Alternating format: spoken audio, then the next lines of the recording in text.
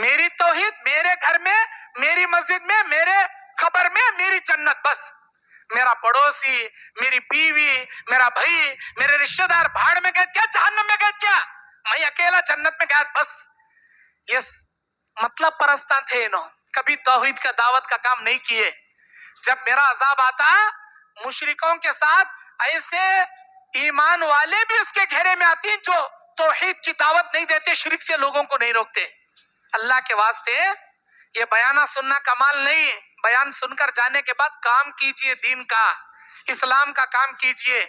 آج کا میرا بیان کل قیامت کے دن اللہ کے فرشتے گواہ رہیں گے، اللہ حجت بنا کے پوچھے گا فلاں بیان میں یہ باتاں سنیا تھا، عمل کیوں نہیں کریا؟ کیا جواب دیں گے آپ؟ میری دعوت کا میں جواب دوں گا، آپ اپنی دعوت کا کتنا جواب دیں گے؟ اللہ کے نبی نے علی رضی اللہ عنہ سے کہا لو ہدانا رجل واحد منکم، اے علی اگر تیری کوششوں سے، اگر تیری دعوت سے ایک آدمی بھی توحید پر آ جائے، ایک آدمی بھی کتاب و سنت پر آ جائے، ایک آدمی بھی صراط مستقیم پر آ جائے، لخیر من حمر النعم، سرخونٹوں سے بہتر والی بات تیرے لیے بنے گی، تیرا بیڑا پار ہونے کے لیے کافی ہے. ایک آدمی توحید پرست اہل حدیث بنا، اب انہیں شادی کریں گا، اس کے 4 بچے، پھر انہوں بڑے ہوں گے، انہوں شادیاں کریں گے، ان کے 4 5 10 بچے، ایک آدمی سے پورا خاندان پریوار بنے گا. تو ایک آدمی کو توحید پرست بنیں گا، آگے قیامت تک کئی پیڑھیاں توحید پرست بنیں گی، تجھے اس کا ثواب ملے گا. یہ مت سمجھ میرا بھائی کانت بھی جانے میں اکیلا جنت میں گیا تو بس، میرا شوہر کانت بھی جانے میں اکیلے رہا تو بس، میری بیوی جہنم میں جانے میں اکیلا توحید پرست رہا تو بس. ایسا مت سمجھیے اللہ کے واسطے. بلغوا عنی ولو آیا، آپ کی ذمہ داری ہے آپ کے گھر والوں کو توحید سمجھانا، توحید بتانا، آپ کے خاندان والے، آپ کے اڑوس پڑوس، آپ کے رشتہ دار، تمام لوگوں کو سمجھانا آپ کی ذمہ داری. اب آئیے اللہ تبارک و تعالیٰ جب یاجوج و ماجوج کو دنیا سے ہٹا دے گا، مٹا دے گا، اس کے بعد چھٹی نشانی اس دنیا میں پے در پے ایک کے بعد دیگرے یہ 10 بڑی نشانیاں ایک کے پیچھے ایک آتی جائیں گی. اس کے بعد جو نشانی آئے گی وہ آسمان سے ایک خطرناک دھواں ہوگا. اللہ تعالیٰ سورہ دخان کے 10 نمبر آیت میں فرماتا ہے فَارْتَقِبْ يَوْمَ تَأْتِي السَّمَاءُ بِدُخَانٍ مُبِينٍ، اے لوگو انتظار کرو اس دن کا جب آسمان ایک بھیانک دھواں لے کر تمہارے سامنے حاضر ہو جائے گا. آسمان میں دھواں آنا شروع ہوگا. کیسا دھواں؟ آج تک دنیا وہ دھواں دیکھی نہیں، کبھی اس کے بعد دیکھتی بھی نہیں. خطرناک دھواں آسمان سے آ جائے گا، ساری دنیا میں دھواں پھیل جائے گا. وہ آگ کا دھواں نہیں، اللہ کی قدرت کا دھواں. اللہ کے نبی علیہ السلام بیان فرماتے سامنے کھڑا ہوا آدمی ایک دوسرے کو نہیں دیکھ پائے گا، اتنا دھواں طاری ہو جائے گا، ساری دنیا میں دھواں بھر جائے گا. اس دھواں سے مومنوں کو زکام ہوگا، سردی ہوگی، زکام ہوگا. کافروں کے چہرے کو یہ دھواں مسخ کر کے رکھ دے گا. اللہ کے نبی صلی اللہ علیہ وسلم بیان فرماتے ہیں اللہ تبارک و تعالی یہ دھواں جب دنیا میں رونما ہوگا، اے میرے صحابہ تمہارا ایمان کام نہیں آئے گا، تمہاری کوئی دعا قبول نہیں کی جائے گی، تمہارے نیک اعمالوں کو اللہ قبول کرنا آسمان میں اٹھانے کے عمل کو بند کر دے گا. بادروا بالاعمال الستہ، 6 چیزیں دنیا میں آنے سے پہلے نیکیاں کرنے میں جلدی کر لو. آسمان میں نیکیوں کے دروازوں کو اللہ ابھی بھی کھلے رکھا ہے. وہ 6 چیزیں جب آئیں گی آسمان میں جو نیکیاں پہنچائی جاتی ہے فرشتوں کی مدد سے، وہ دروازے بند کر دیے جائیں گے. کوئی نیکی کوئی نیک عمل اللہ کے پاس نہ پہنچایا جائے گا، نہ اللہ اس کے نیکیوں کو قبول کرے گا. آج موسم ہے نیکیاں کرنے کا، کر لو. اللہ کے نبی علیہ السلام بیان فرماتے یہ دخان، یہ دھواں کئی دنوں تک رہے گا. ربنا اکشف عنا العذاب انا موقنون، اس وقت انا مؤمنون، اس وقت لوگ دعا کرنے لگیں گے اے ہمارے پروردگار یہ دھواں آسمان سے نکال لے. ہمارے نبی صلی اللہ علیہ وسلم کو شیب ابی طالب کی گھاٹی میں محصور کر دیا گیا. 3 سال تک نبی کی بیوی، نبی کے تمام بچے، نبی کی پہلی بیوی خدیجۃ الکبریٰ، اماں خدیجۃ الکبریٰ، ان کے پیٹ سے نبی کی ساری اولاد، 2 بیٹے 4 بیٹیاں، 6 بچے، ایک بیٹا ابراہیم ماریہ قبطیہ کے بطن سے پیدا ہوا. باقی کی ساری اولاد خدیجۃ الکبریٰ کے بطن سے پیدا ہوئی. خدیجۃ الکبریٰ کا انتقال ہوا 3 سال کے شیب ابی طالب کی گھاٹی میں. چاچا ابو طالب کا انتقال، چہیتی بیوی خدیجۃ الکبریٰ کا انتقال. اللہ کے نبی نے اسے عام الحزن کہا، غم کا سال، میرے لیے غم اور طوفان کا سال، پریشانیوں کا سال، بہت زیادہ مجھے میرے دل کو غم پہنچانے والا سال، میرے لیے آزمائش کا سال. اللہ کے نبی صلی اللہ علیہ وسلم اس وقت 3 سال تک مکے والوں نے بائیکاٹ کر دیا تھا، کھانا پانی بند کر دیا تھا، مکے سے کوئی راشن نہیں ملتا تھا. اندازہ لگائیے 3 دن ہمیں پہاڑوں کے وادیوں میں، عرب کی دھوپکالے کے موسم کی دھوپ بھی ویسی کڑک، سردی کے موسم کی سردی بھی ویسی کڑک، رہنے کے لیے مکان نہیں، ایک دن جاکو نہیں، ایک ہفتہ نہیں، ایک مہینہ نہیں، 3 سال کیسا بتائے ہوں گے ذرا سوچ کر دیکھو. صحابہ کہتے ہیں ہمارے پاس کھانا خالی ہو گیا، کھجور کی گھٹلیاں چوس کر ہم نے کئی دن بتائے، کھجور کی گھٹلیاں بھی ہم نہیں چھوڑتے تھے، اسے چوستے تھے. جب اس کے اندر کا مغز بھی ختم ہو گیا تو ہم لوگ درختوں کے پتے چبا کر زندہ تھے. ہماری عورتوں کے کھانے جب بند ہو گئے، عورتوں کے سینے سے دودھ خشک ہو گیا، چھوٹے چھوٹے بچے ماں کی دودھ کے لیے بل بلا کر روتے. شیب ابی طالب کی گھاٹی رات کے سناٹے میں معصوم بچوں کی چیخوں سے گونجا کرتی تھی، اور مکے والے رتی بھی رحم نہیں کرتے تھے. صحابہ کہتے ہیں پتے کھانے کی وجہ سے ہم کو باتھ روم بھی سیدھا نہیں ہوتا تھا، جیسے بکریاں مینڈگیاں ڈالتے ہیں ہم ویسے مینڈگیاں کیا کرتے تھے. اور ہم میں سے کسی کو چمڑے کا ٹکڑا ملتا، اللہ کا شکریہ ادا کر کے پانی میں بھگو کے 8 10 دن تک، مہینے تک سوکھے چمڑے کو پانی میں بھگا کر چوسا کرتے تھے. اور ہم کو بھوک کی شدت سے آسمان میں دھواں نظر آتا تھا، جبکہ اللہ کی قسم اس وقت آسمان میں کوئی دھواں نہیں ہوتا تھا. ہماری بھوک کی وجہ سے آسمان میں ہماری آنکھوں کو دھواں نظر آتا تھا.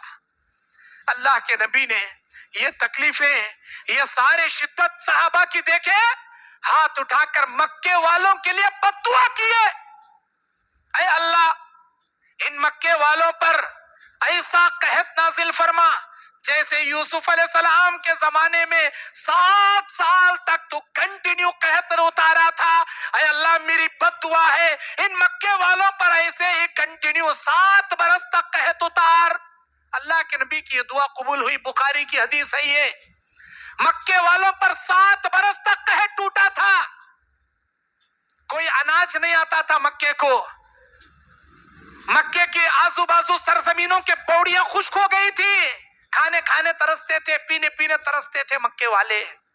آئے نبی کے پاس، ہمیں کلمہ پڑھ لیتی، 100 جنے مسلمان ہو جاتی. اللہ کو بولو بارش اتارو کنا، اللہ کو بولو کھانا دیو کنا، ہم نہ معلوم ہوا ہمیں تم نہ ستانے سے تمہاری بددعا یہ لگی سو، تمہاری بددعا لگی سو معاف کرو. اللہ کے نبی نے کہا نہیں، 7 برس کے بعد تم فراوانی دیکھو گے، 7 برس سے پہلے نہیں دیکھو گے. میرے دینی اور اسلامی بھائیوں، کسی کے دل کو نہ دکھایا کرو، کسی کے دل کو نہ تڑپایا کرو. اگر وہ لوگ آپ کے حق میں بددعا کر دیں گے پھر آپ کہیں کے نہیں رہیں گے، نہ دنیا کے لائق کے رہیں گے نہ آخرت کے لائق کے رہیں گے. کسی کے دل کو ستایا نہ کرو. جانے انجانے میں آپ سے کوئی تکلیف ہو گئی، معافی مانگ لو. کسی کے پیسوں کی آس میں، کسی کی پراپرٹی کی آس میں، مکانوں کی آس میں کسی حقداروں کے حقوق کو نہ مارا کرو، کسی انسان کے دل کو نہ دکھایا کرو. یتیموں کا مال کھاتے ہیں ہم لوگ، بیواؤں کا مال کھاتے ہیں ہم لوگ، ڈرنا چاہیے. اگر یہ یتیم بچے, اگر وہ بیوہ عورتیں ہاتھ اٹھا کر اللہ کے دربار میں بد دعا کریں گے, اللہ اکبر, ایسے ظالموں کو دنیا کے میں اندر عبرت کا نشان اللہ بنا دے گا. اب آئیے, اس کے بعد اللہ تبارک و تعالیٰ کیا کرے گا؟ دھواں چلا جائے گا کئی دنوں کے بعد. جب دھواں جائے گا ایک دوسرے دیکھیں گے, کافروں کے منہ کالے پڑ گئے ہیں, مسلمانوں کو صرف زکام ہوا ہے. ساتویں نشانی اللہ کے نبی علیہ السلام بیان فرماتے ہیں, زمین بہت بڑے بڑے جگہ سے, بڑے بڑے حصے سے, دنیا کی زمین 3 مقامات سے ایک بڑے حصے کو لے کر زمین اندر دھس جائے گی.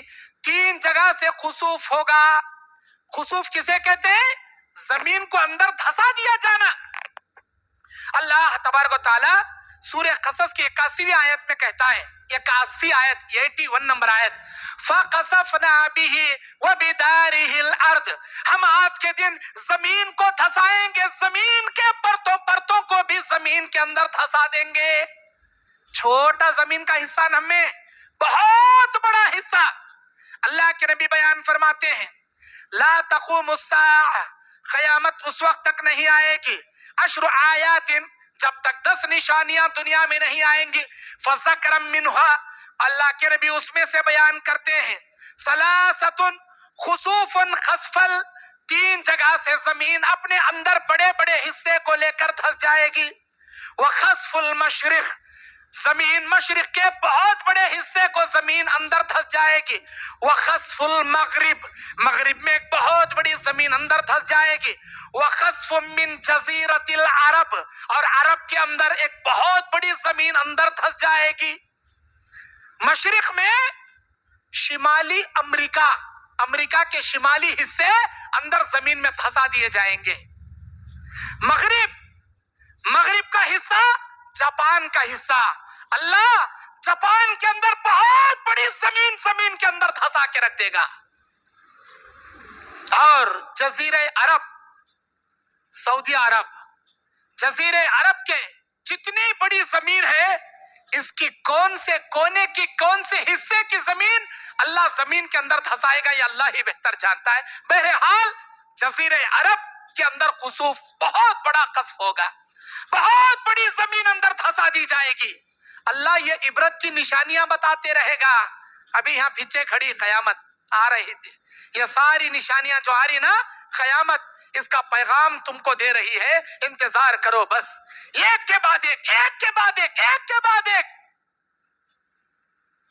اللہ کے نبی علیہ السلام بیان فرماتے, خسوف ثلاثہ کے بعد لوگ ڈر جائیں گے, لوگ انتظار کریں گے کہ ہماری بربادی کا ٹائم آ گیا. کیوں؟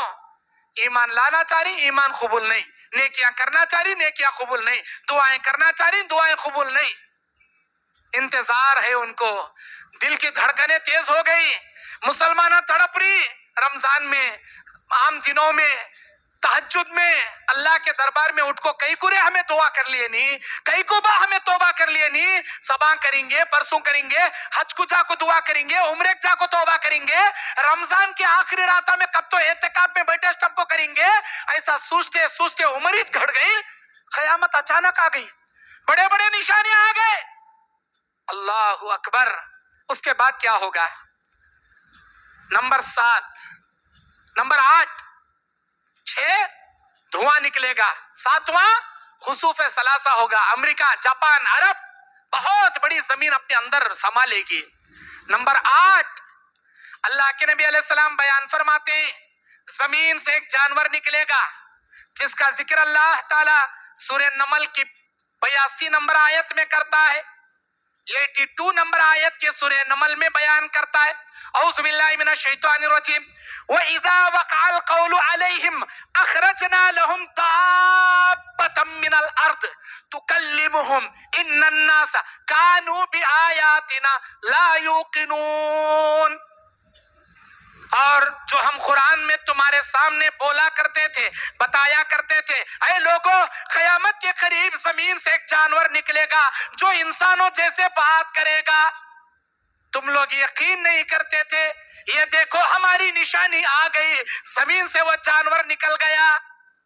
ملک عرب, مکہ مکرمہ, کوہ صفا، صفا کی پہاڑی سے ایک جانور نکلے گا، اونٹ کے ہائٹ کے جیسا لیکن اونٹ نہیں ہوگا، خچر کے جیسا موٹا لیکن خچر نہیں ہوگا، گھوڑے کی جیسی رفتار لیکن گھوڑا نہیں ہوگا۔